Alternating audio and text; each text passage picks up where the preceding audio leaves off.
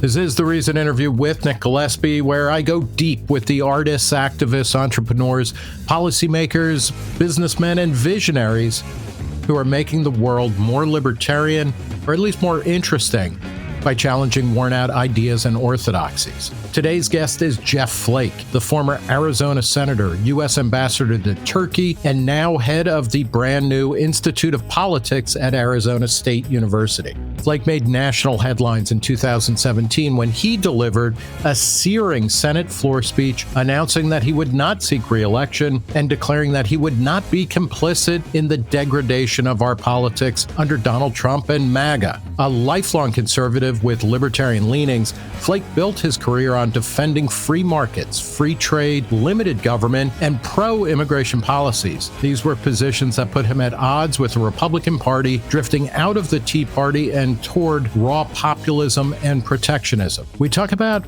why he chose principle over power and whether he still feels comfortable with that choice, his time representing the U.S. and Turkey as Russia invaded Ukraine, his push for reforming America's broken political system, and why he believes the fever of grievance politics on the right and the left must end and eventually will. Here is the Reason interview with Jeff Flake. Jeff Flake, thanks for talking to Reason. It's great to talk to you, Nick.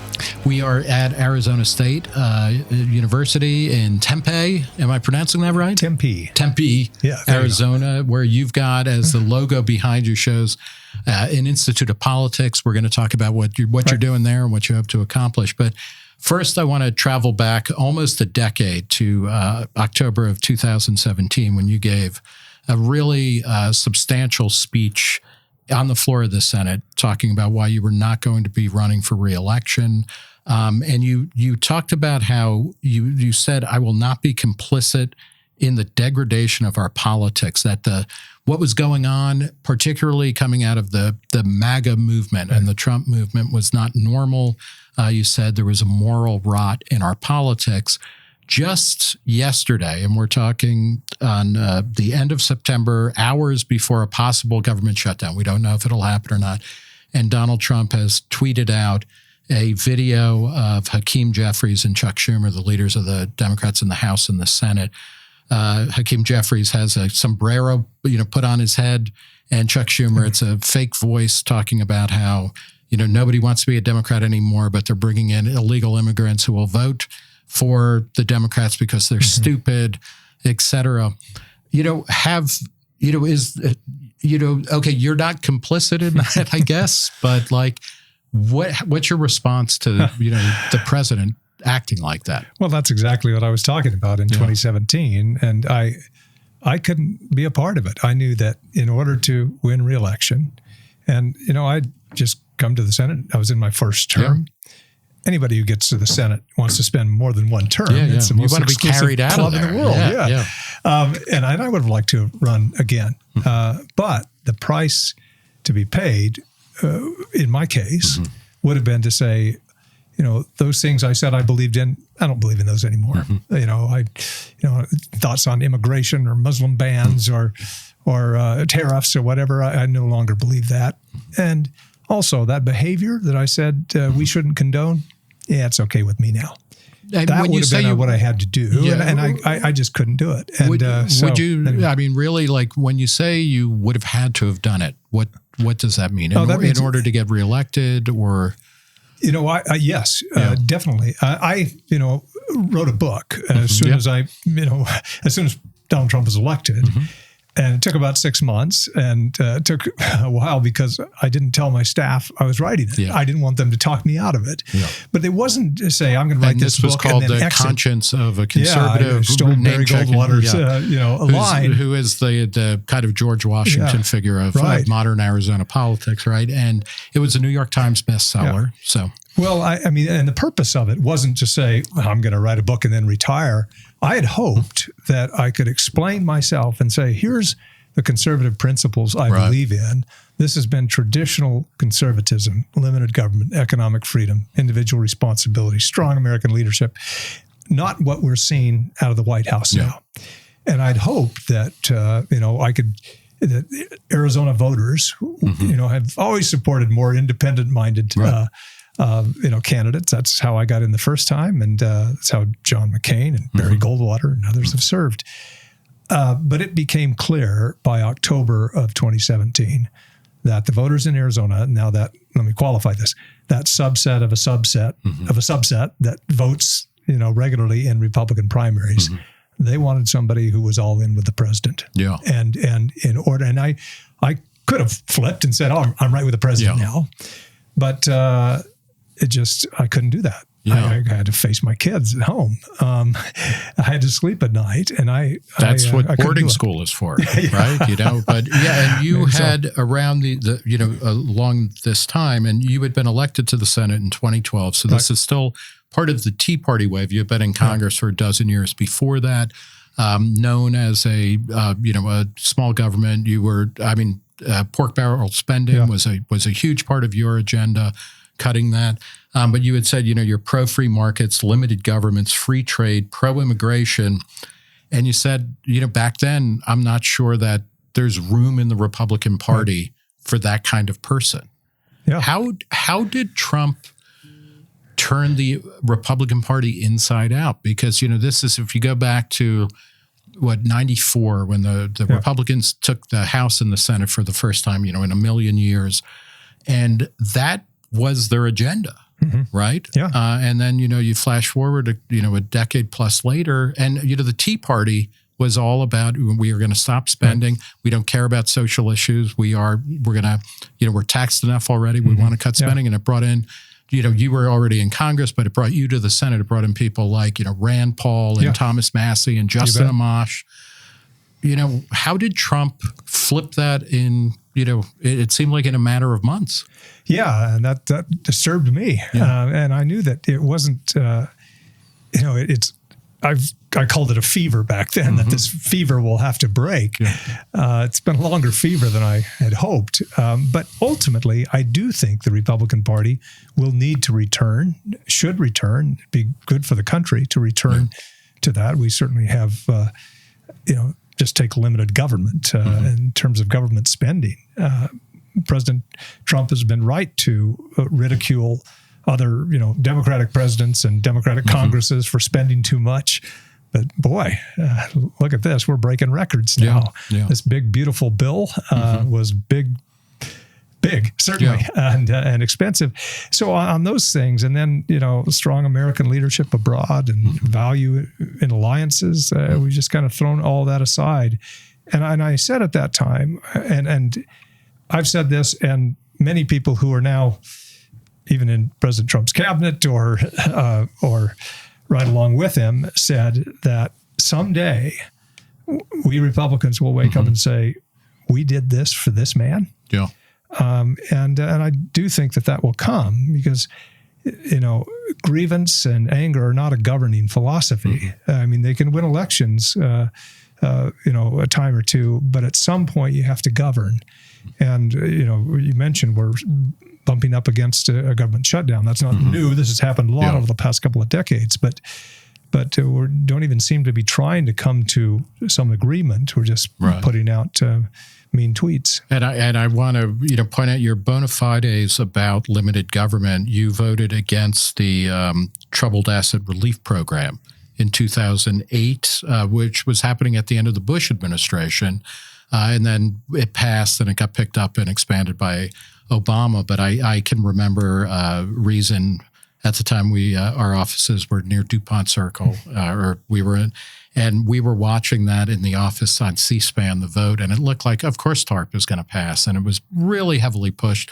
McCain was in favor of it. Bush certainly was, and it tallied, and then suddenly it lost on its first vote. And so you are in favor of a more limited government, a smaller government.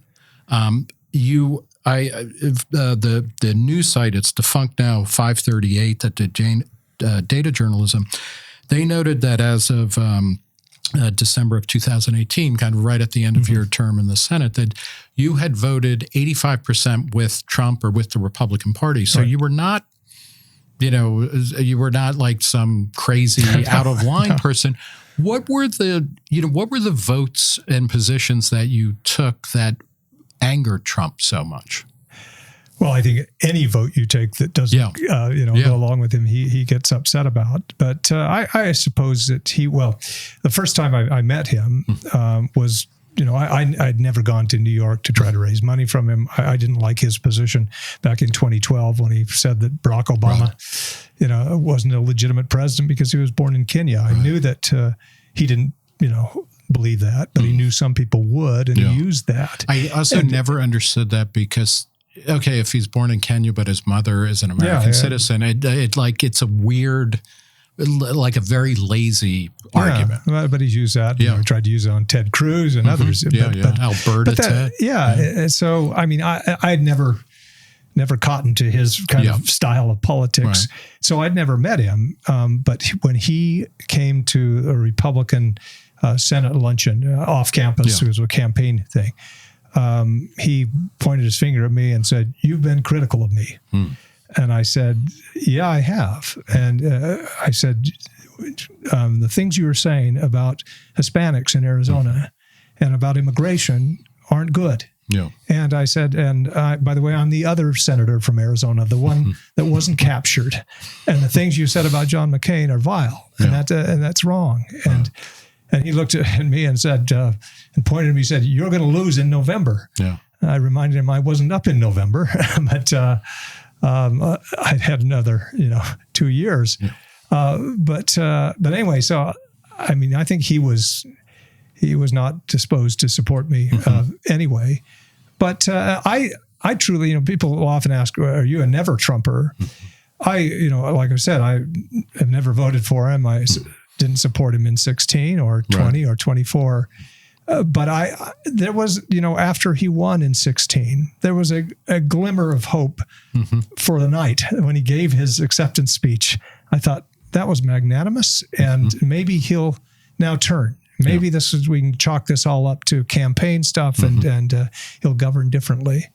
But that went away pretty quickly. Yeah, and he announced and put in various versions of it, all of which ended up kind of getting overruled by courts, but bans on immigrants or Muslims, but ultimately immigrants from Muslim majority countries. Yeah. What was wrong about that? And I realize that's a kind of bizarre statement to say, but what is, can you unpack the logic of what is wrong with that? Sure. The way he presented it in December of 2015 on the campaign trail, he called it a Muslim ban. Yeah. And that means you're banning people who practice a particular religion from entering the country. Yeah. And if you ban them from coming in the country, what can you do to those who are here as well? We believe in religious freedom as part of the First Amendment. That's what's wrong with it. Yeah. And, I'm a member of the Church of Jesus Christ of Latter-day Saints. And in the past, we have been persecuted. And the way I looked at it was, if you can go after Muslims, you can go after Mormons. Yeah. And so that weekend that he made that statement, I went to a mosque with my family and at Friday prayers, and actually gave a speech titled "Mormons and Muslims and What We Have in Common and What Are the Differences," but that we are welcoming and that we believe in religious freedom and liberty. So that was a big thing for me. Yeah. And later on there were different iterations of it from minority Muslim countries or majority Muslim countries, and you had different restrictions. And you can do that legally, and if you can find that they aren't actually following rules that we have to have for immigration. But a Muslim ban is particularly egregious. Yeah. You brought up immigration. Let's talk about that a little bit, because that was definitely one of your signature issues, both in the House as well as in the Senate. There was a time not so long ago when the Republican Party was, both parties have mixed records on immigration. But the Republican Party, there was a large chunk of Republicans who were in favor of, more legal immigration, and cutting down on illegal immigration. But, the way you do that basically is by making it easier to come here legally, right? Definitely. what's the case? What's your basic case for immigration, for more legal immigration? And what happened to the Republican Party where now, it's kind of like trying to find a pro-choice Republican. You cannot find a pro-immigrant Republican anymore. Yeah, well, I'm here from Arizona, and I grew up on a farm in northern Arizona. We made use of Mexican migrant labor that would come. I believe at that time, I was just a kid on a farm, but I don't think it was illegal to hire. It was illegal for their presence. But we had people, and there was almost a cat and mouse game played by the Border Patrol. They didn't really patrol the border.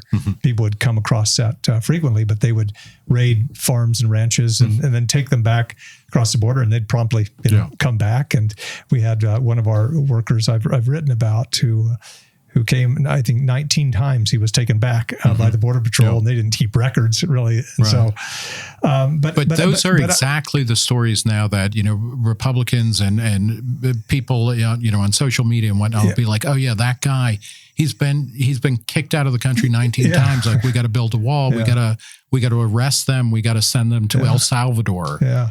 Well, I wrote about this guy, Manuel Chidas, who had worked on our farm for 24 years. In the process, he got a green card, raised a family in my hometown, 6 kids, adopted a few, just a stellar citizen. And he came to work, and our country is better because of him. And we kind of with a wink and a nod, we knew we needed labor, so we just didn't enforce the border much. Now, given where we are today, we can't do that, obviously. You have the entire world wants to come here, and you have people who are coming in who will do us harm, and we have to guard against that. We need strong borders where, back in the past, we could do different things then. So I'm completely on board. And the bill that I helped write in 2013 as part of the Gang of 8, 4 Republicans, 4 Democrats in the Senate, that passed the Senate 68 to 32, that had $40 billion designated for border protection, which was more than anything up to this last, I think, big, beautiful bill. Insane amounts for border protection, and it was needed. But it was insane, given what was spent there before. But it also had a mechanism to deal with those who are here illegally now, who needed to be regularized or deported. And there was a mechanism there. It dealt with the so-called dreamers, the DACA students. And those are people who were brought here by their parents as children. So they're here in the country. They're not technically legal, but they're also not to blame for being here. That's right. And that's, we could have, and the sad thing is we could have dealt with that population. There was broad political support among Republicans and Democrats for, from 2000 up to about 2015 or so. But we always thought, well, let's attach that with some other issues that are more difficult and use that to get the others and try to do comprehensive reform. And it just never worked.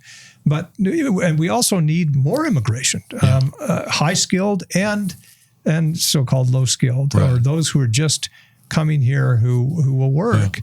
And it needs to be legal, and there needs to be a legal pathway, but that needs to be a bigger pathway.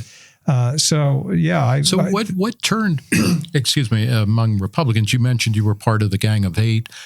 Your former Senate colleague John McCain was a longtime supporter of immigration. Although in 2008, when he was running for president, he kind of threw that out for an ad where he was like, "Build the damn wall." But there was a proud tradition. Ronald Reagan, passed immigration for the last comprehensive bill in the late 80s. And, in 1980, a reason we run this a couple times a year, there's a clip from a 1980 presidential debate in Houston between George H.W. Bush and Ronald Reagan. They're the last 2 guys running for the Republican nomination. And they are outdoing themselves to say what they will do to welcome illegal immigrants in America because, they're part of the labor force and they come here and they make families and they make the next great generation of Americans.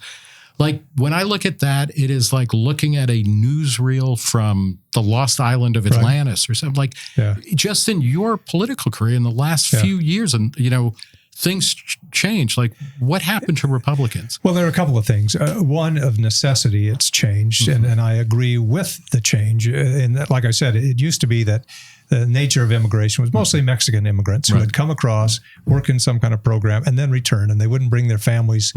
They would just be seasonal workers, and because the border was easy to cross. Then we started beefing up the border, and they figured, well, if I'm going to come across, I don't want to have to cross it again. It's an unintended consequence so I'm when you bring harden my the families, border. and then the costs and everything, and then later on, with air travel and everything easier, and other countries being with economic despair and whatnot, it has just sent a whole new crowd of people who just the nature has changed, and it's just overwhelmed the border.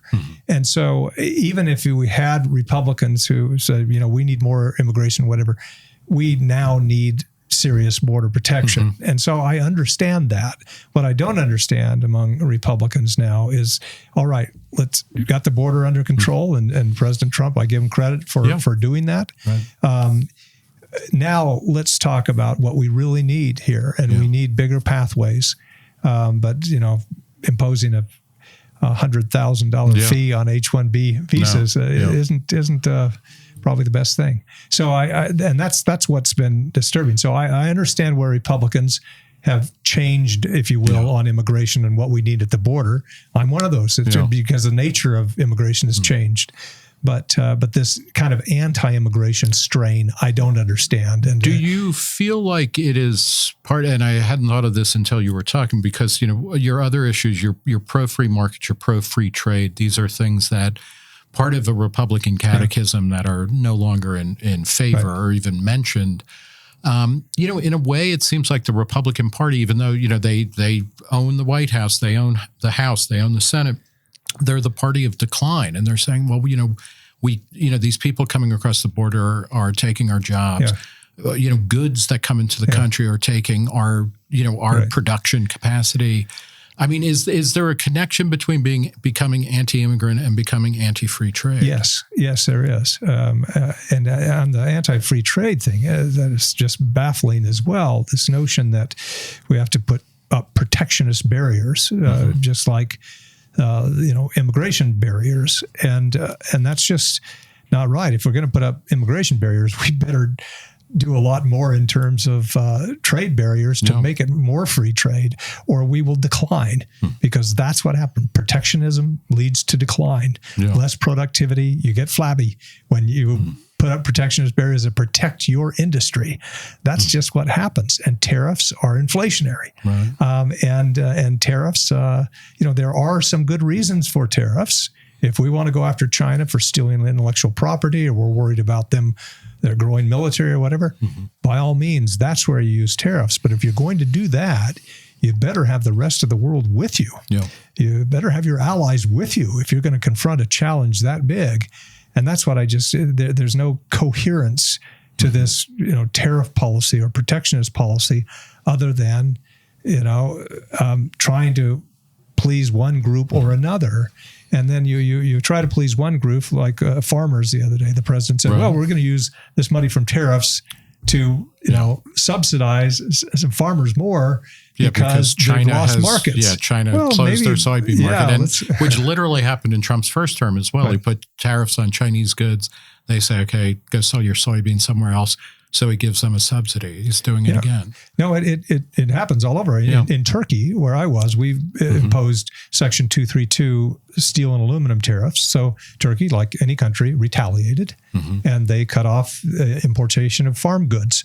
And that costs American farmers about $500 million a year. Just that one country, one market, just because of retaliatory tariffs. So these tariffs aren't imposed in a vacuum. They show up somewhere else, not just in the higher price of goods. And you're of course mentioning, or on the fly, you were an ambassador, or the ambassador to Turkey under Joe Biden. I want to get to that in a second, but if we can stay a little bit on the kind of free trade, tariffs, immigrant. You represented Arizona. You grew up here. You live here. You also spend time in Utah. These are two booming states. is the fear about the decline of America's economy and the fear about immigration, is that present here, or is that more, is it, the old kind of post-industrial Midwest, where people have been leaving, jobs have been leaving. Is it a regional thing, or is it larger than that? I would say we're better off and have a little different attitude than those in the Rust Belt. But this kind of attitude among Republicans and its political expression is about the same. It's hard to find, those here, Republicans sounding much different than somebody from Indiana or elsewhere, because right now in this atmosphere, you're where the president is, wherever he is, all the time. And so, but there should be, less concern, I guess, about free trade, because yes, we're doing well here. We're growing. Arizona is growing. Utah is growing. The Intermountain West, a lot of these states are doing great. And that's what is so bothersome about this rhetoric about all these countries in the world ripping us off. We built this rules-based international order that is composed of security alliances and trade programs and preferential trade in some cases to build certain countries. Those countries have benefited, but we have benefited enormously in terms of having access to their markets. And so that's what's just bothersome, is about talking down and like we've been taken advantage of, playing the victim here. Yeah, so this goes back to that grievance politics. And it's odd because Donald Trump, who kind of, you could say he was born on third base. He was born like 10 feet away from home plate, really, when you get down to it, but has a lot of grievances, right? Your interest in kind of global trade and internationalism dates back at least to when you were doing your mission as a LDS member. You were in South Africa, and was it Rhodesia or Rwanda? It was Zimbabwe at that time, just after Rhodesia. Okay, and then you also spent time in Namibia, right? As they were separating from South Africa. Can you, a lot of people will say, that kind of internationalism, like somehow you're invested in a global identity rather than an American identity, and that people who grow up in Namibia or South Africa or Zimbabwe, Rhodesia, Africa, any of the countries, they really can't be American, or we don't have anything in common with them. How did you walk away with a different understanding? That's interesting. Yeah, I mean, it was an eye opener for me. I grew up in Snowflake, Arizona, a small, I'm guessing, down on a cattle ranch. That's probably a pretty white place, as white as snowflakes, except for the Mexicans, right? So I, went to South Africa and Zimbabwe, and it was a big eye opener for me to get out in the world. And I came back just with a huge interest and love for the African continent and interest in its politics. But later on, and bringing America into this and why we should care about my wife and I, after I graduated from college and went to Washington, D.C. for a couple of years, I went to the country of Namibia, where they were implementing UN Security Council Resolution 435. Now, some people point to the UN and say it's completely worthless. Sure. This is one thing that works. It was a Security Council resolution that was implemented to give Namibia independence from South Africa. Namibia's election happened the same week the Berlin Wall came down, November of 1989. And I watched the Namibian people who had been in exile, had come back to write their constitution, to have their first elections. And I watched them, write their constitution. We actually brought people over to help in that process. And these people at this time, they weren't looking to, for the strongman model. They wanted a separation of powers. They wanted what we had. And they looked and revered the U.S. Constitution. And that time, I remember clearly, the most vivid memory, I think, of that time was watching or listening, or reading later, Václav Havel, then the president of Czechoslovakia, speaking before the U.S. Congress. This was long before I was in Congress. And I just remember crying when I read that. I read his words about how much They valued the United States for its example, its morality, and its commitment to freedom. Yeah. It's soft power that buoyed him up in prison, imprisoned by the communists. And countries all over the world at that time were, springing up, looking at the United States as an example. Yeah. And that really kind of motivated me. And when you were in Congress and the Senate, you also pushed to normalize trade with Cuba, or relations with Cuba. Yeah.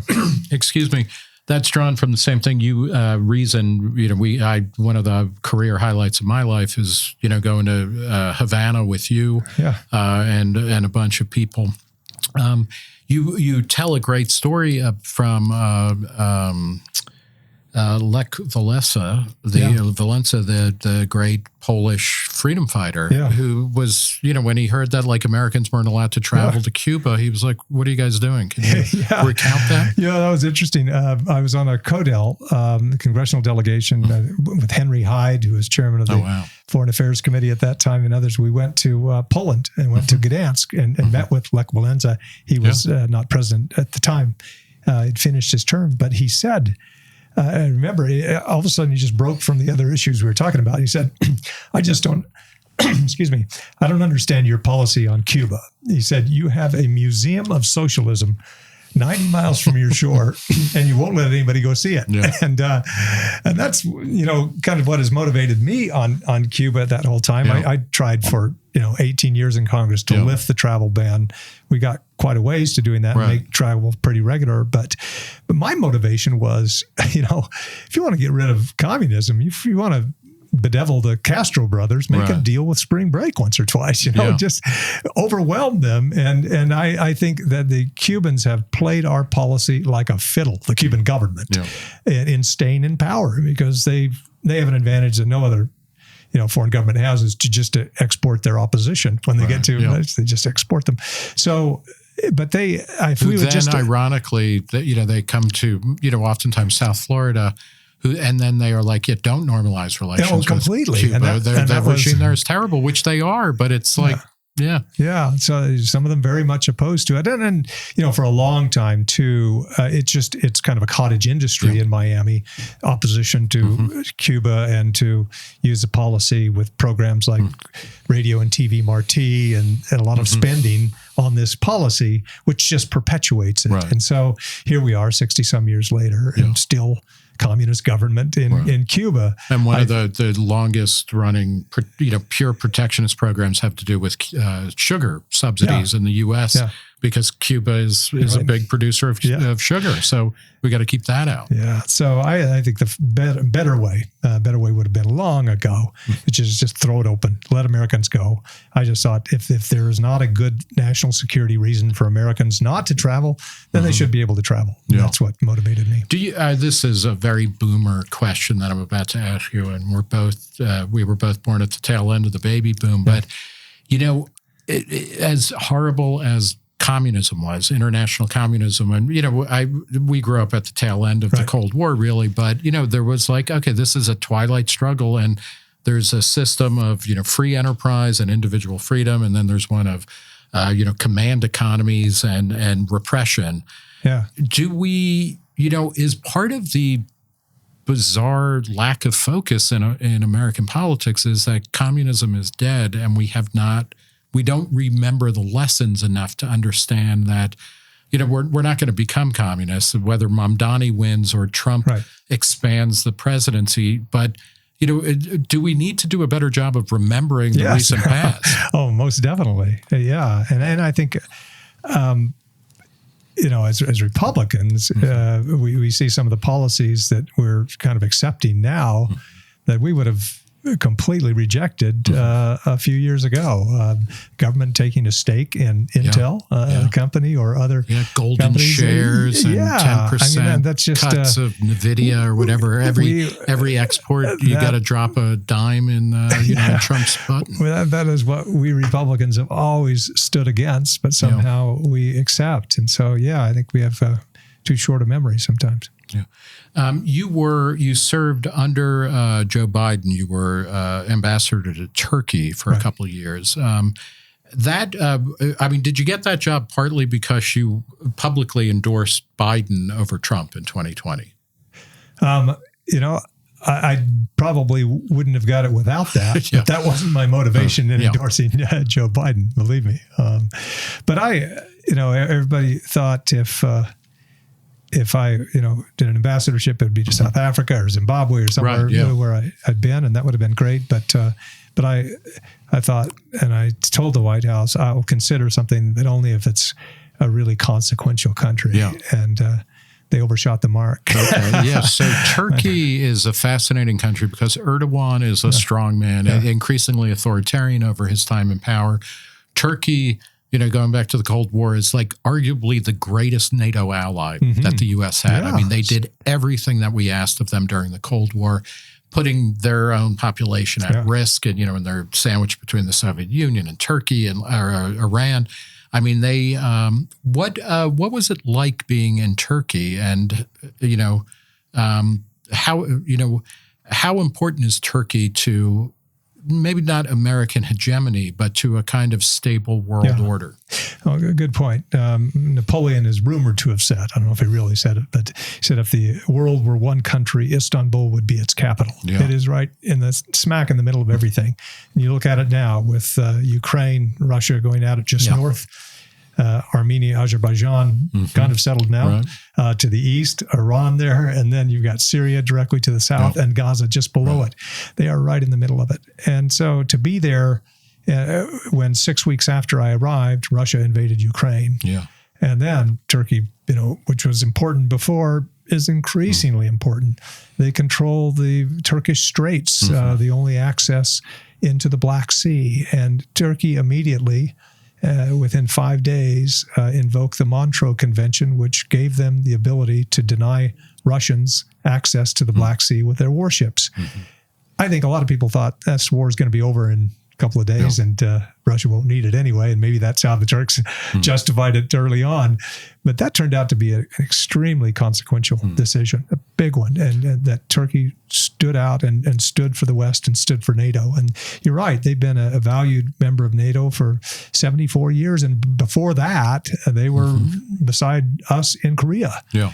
And so, they've been good allies there. Did they extract what did they get for holding the Black Sea? Oh no, nothing. They have been foursquare in favor of Ukraine's sovereignty. Obviously, they're careful in their pronouncements and what they say because Russia is right next door. They have a history of Russia invading, and Russia can control a lot of their the oil exports, natural gas, and immigration issues from Syria when Russia was deep there. So there's a lot that Russia can do to Turkey. And so this has been at great cost to them, but they have come out, and every pronouncement they make is foursquare in favor of Ukraine's sovereignty, and they have backed it up by exporting a lot of drones, commercial ventures, but also helping us on other areas as well. What is the case? I have to admit, I am, as a diehard libertarian, I was hoping that NATO would be disbanded when the Soviet Union collapsed,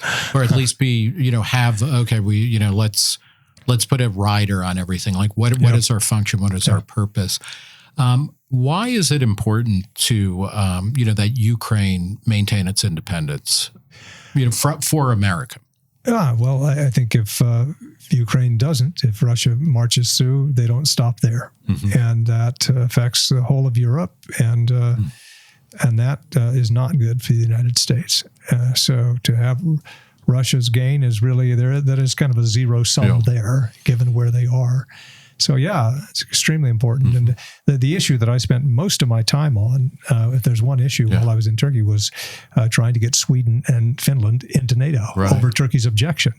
Turkey had Why didn't Turkey want Sweden or Finland? Turkey had mostly with Sweden, but real objections to Sweden's treatment of the PKK, a terrorist organization that we consider terrorist. Everybody does. Yeah, and those are Kurdish nationalists or separatists. That's right. Yeah. And Sweden was too tolerant of them, allowing them to come in and fundraise. And so in the end, Sweden had to amend their constitution and then enact some laws. And so they had to do some real things, but Turkey had to, get over it with Sweden. And that was difficult. That was a hard sell to the Turkish people. If anything unites the Turks, it's hatred for the PKK. Oh, I thought you were going to add Swedes. But we all hate Swedes, right? Except for,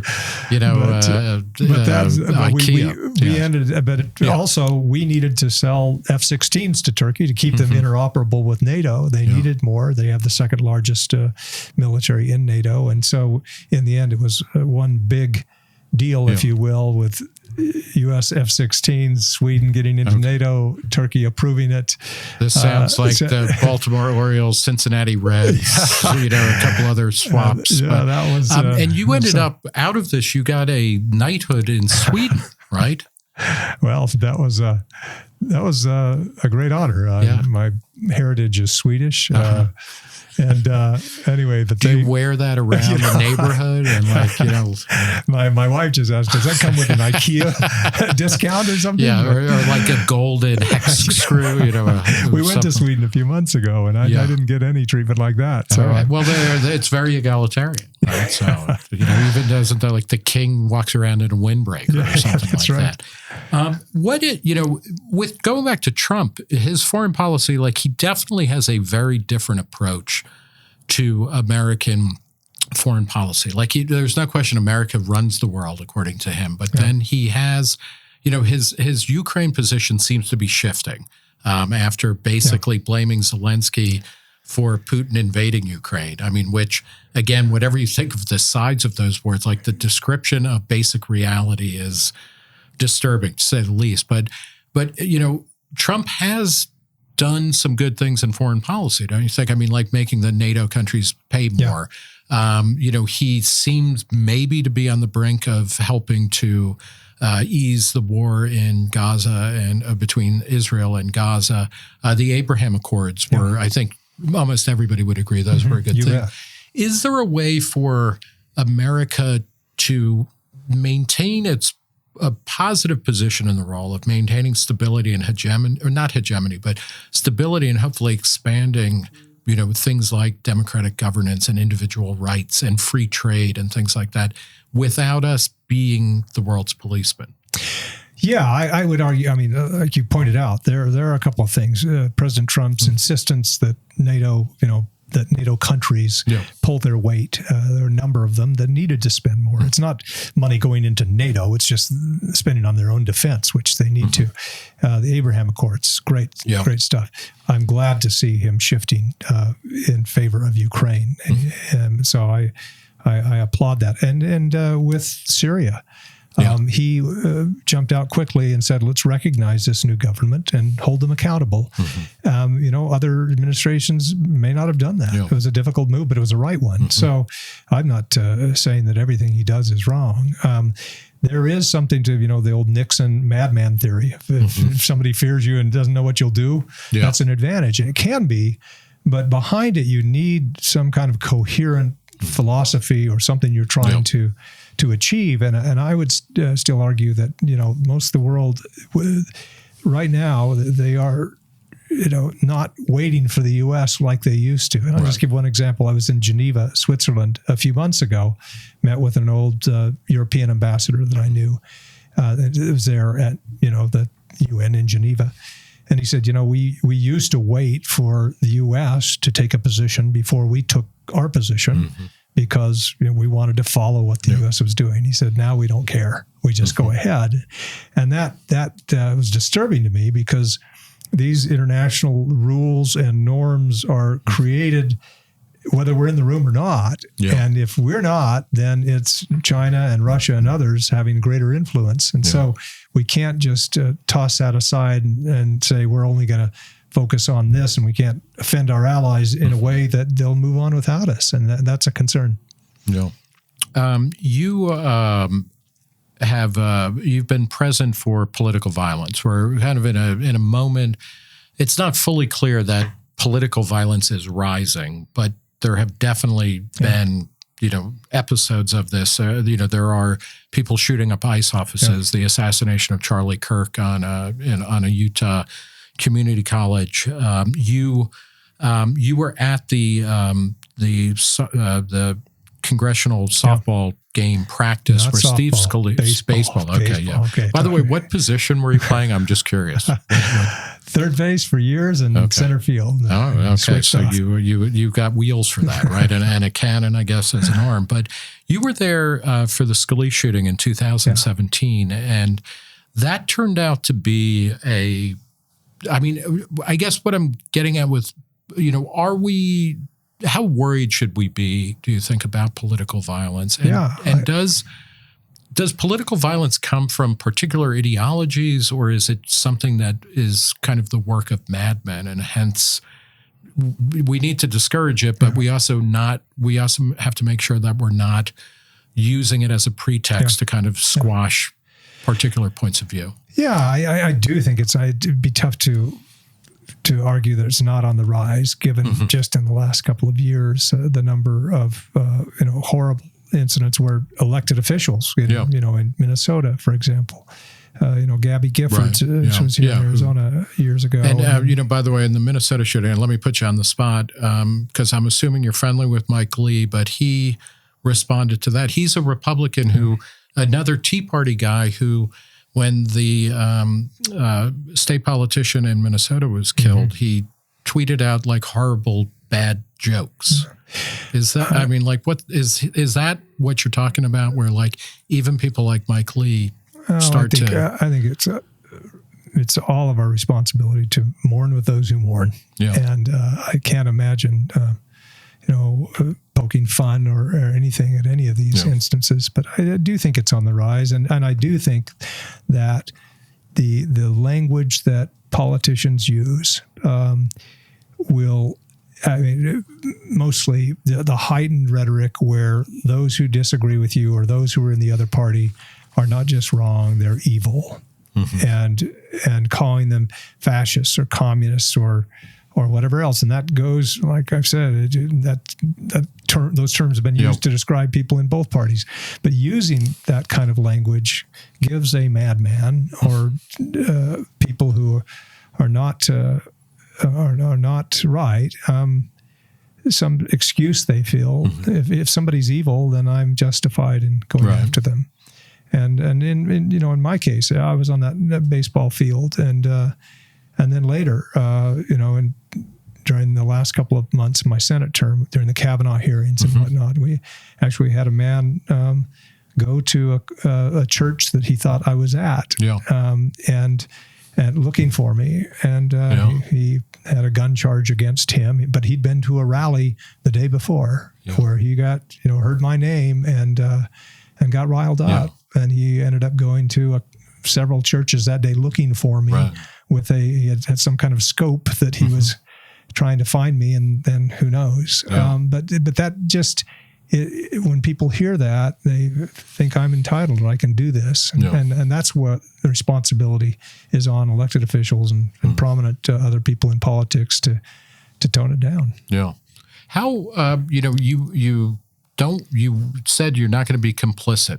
You're going back to your plow. You're Cincinnatus, right, or whoever. I don't even know. I'm Cincinnatus is George Washington's horse. So but what are its steps? Like, how do we get out of this moment where the parties are less secure than ever? They have fewer and fewer people want to be called a Republican or a Democrat. When anonymous people poll them, even then you're not. I don't want to be either.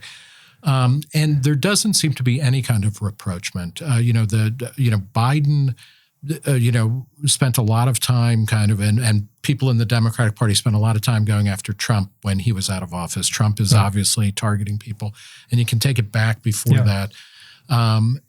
What are ways to move forward to a more functional system, and not one so that the government is passing even bigger bills with 90% margins, but what do we do?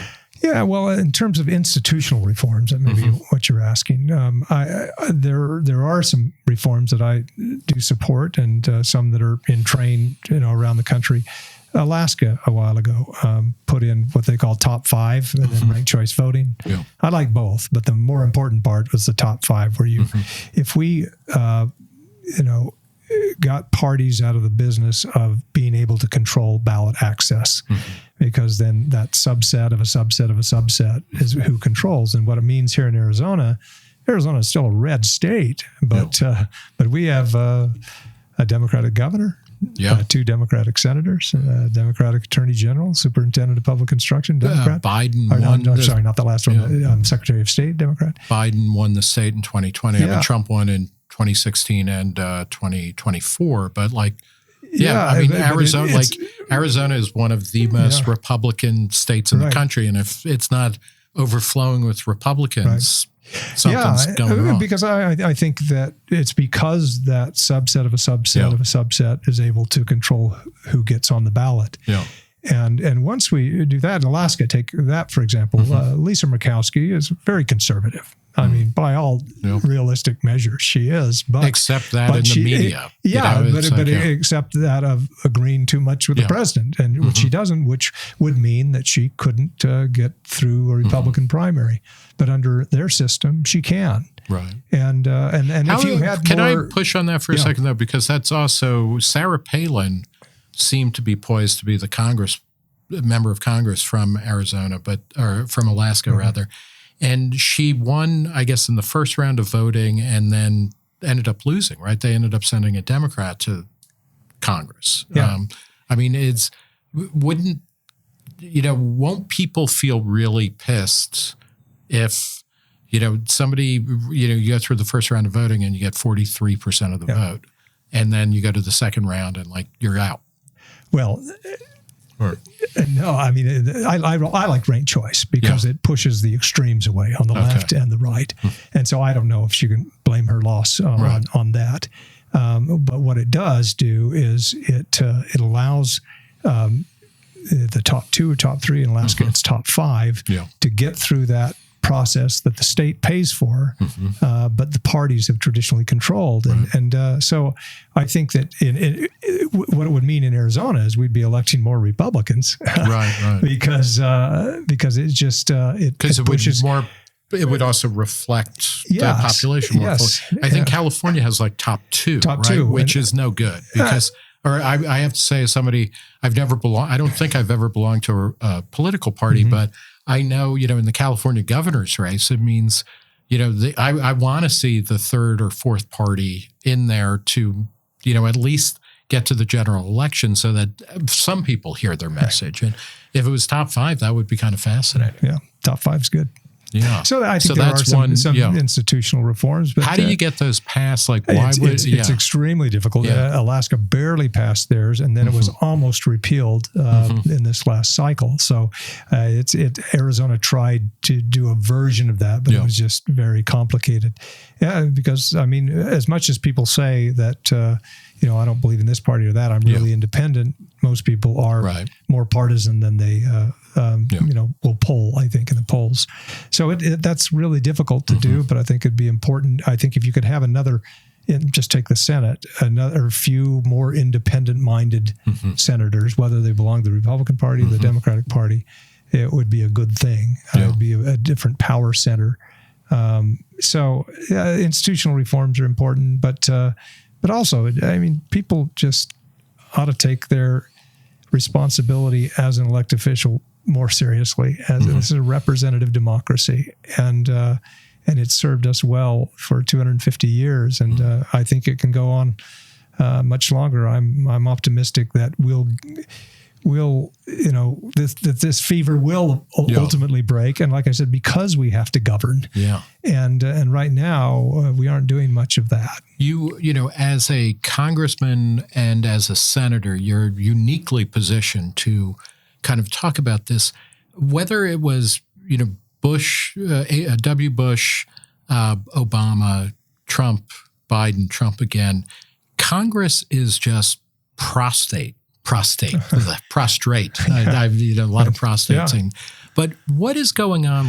Why would you work to get elected to Congress or the Senate and then be like, I'm not going to do anything while I'm here. The most puzzling thing about all this, I would use the word supine. Okay, that's much better. And less likely to be confused with an organ. It just baffles me that people will completely give away their franchise, whether it's on spending issues more generally, or whether it's on tariff policy. And hopefully we can rely on the courts. We shouldn't have to. Rely on the courts this fall on the tariff issue to say this is clearly the power to tax, and tariffs are tax, belongs to Congress. And I know that many of my former colleagues are quietly praying that the court will rule that, because they don't want to be supine. But boy, it's painful to watch. Painful to watch that right now. Just Congress. I mean, our system is such that the presidency is going to amass more power all the time. That happens just automatically, given the nature of the system. What is problematic is when Congress, the first branch of government, willingly cedes ground to the administration. And once you do it, it's very difficult to claw it back. And that's what we're seeing right now. Do you think, this used to be a standard-ish position and reason that divided government was better because it would gridlock. Completely. But then what's happened is, it went from being, a lot of the spending, a lot of federal spending had to be decided every year. It was discretionary. It's defense, it's education, it's 50% of the federal budget. Now it's like only 25% of the federal budget is discretionary. And, that means that Congress, they don't do anything, and discretionary spending goes up. We're spending like 50% more than we were in 2019. And entitlement spending just is, rising at its own rate. No, I do like divided government. That's when Republicans who discover our fiscal sanity again when there's a Democrat in the White House. And if you look at the last time we had any semblance of a balanced budget, it was when there was divided government. And we pendulum swing, and we'll get it again. But to your point, it's entitlement spending. We used to call it that. Now it's just non-discretionary. It just keeps going up. And I think the only thing that's going to turn it back, back in the 90s, I remember that book, Bankruptcy 1995. Everybody thought, this is it. This is the threshold that we hit it. I think the debt at that time was about $7 trillion. It's like half a day's interest or something. But we've blown past all of these thresholds that were supposed to trip us up, largely because we're the world's reserve currency and everything else. But at some point, you'll have a bond auction that doesn't go well, and the scare comes, and then if we're these BRICS countries or somebody else decides we're going to go with another currency, and we're no longer the safe refuge, or we're no longer the best house in a bad global neighborhood, then we've got real trouble. I just hope that we decide to tackle it before that crisis. And do you think that might happen before the Social Security trust funds go busts? Or which is rapidly approaching. It's that's 5 rapidly, years, but 6 it's years still a few now. years. I mean, if we keep adding, what 38 trillion now, and adding, I think we might be at 40. In all likelihood, that could happen before we hit those other problems. Well, maybe that's good. Then we won't have to deal with that. I don't know. But there is a way out. You and I remember in the 90s, and when we were looking at the so-called Scandinavian countries, Sweden, Finland, Norway, they're the ones, those welfare states. There's no way they'll get their spending under control. And they found a way. But it's usually basically just saying, we can't deal with it politically. Let's have an automatic ticker that just, no matter who's in power, once we hit this threshold, we have cuts or austerity measures or whatever else. And I don't know. So I say if they fixed it, we can too. Let's talk about the Institute of Politics at Arizona State. It started this spring. What are you doing here, and what do you hope to achieve? Well, as soon as I left the Senate, about a semester after, I went to Harvard, their Institute of Politics there, and I saw the value of having an institute on campus where students can gather and have practitioners come in and talk to them, and to reinforce the notion that public service, elected office. It's a noble profession, and there are good people in it, and you can find them. Yeah. And I saw that, but I thought as well, Harvard, those kids going there, they have all the advantages already. Right. They can have, internships and everything wherever they want to go. But other schools, public schools, in particular in the West, boy, for the most innovative university anywhere is ASU, but it is needed an Institute of Politics. So people like yourself can come on campus and mingle with the students and have, like you did yesterday, just a one-on-one with, 5 or 6 at a time, and to talk about political philosophy. And we're completely nonpartisan, not bipartisan, we're nonpartisan. Yeah. And so I, brought in Mark Cuban last spring to kind of kick it off. And we had, I think, 4,000 RSVPs for that. Oh, and a lot of people come. And he's given out cost plus drugs, things like that, right?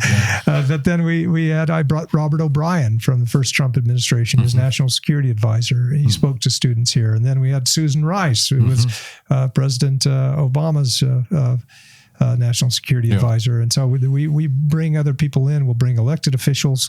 Governor Ducey will be here on campus. He's another Republican casualty of kind of MAGA, right? Well, he served 2 terms, and I think he looked like he was going to be a senator, right? He was a great governor, and it'll be great to have him on campus and meeting with students. And so that's what we want to do, for bringing people on campus, meeting with students as part of our fellows program, but also bringing distinguished speakers. And we just entered into a partnership announced today with a group called Open to Debate. You're familiar with. You've been the moderator. And I've done a couple of their debates. They're a nonpartisan debating organization. We'll have our first debate, which will be in a couple of weeks, on birthright citizenship, which is something the court's likely going to take up. So good timing on that. Because Lord knows Congress isn't going to do anything about it. Right? So, well, Jeff Flake, thank you so much for talking to Reason. Hey, thank you for having me. Thanks for being here on campus.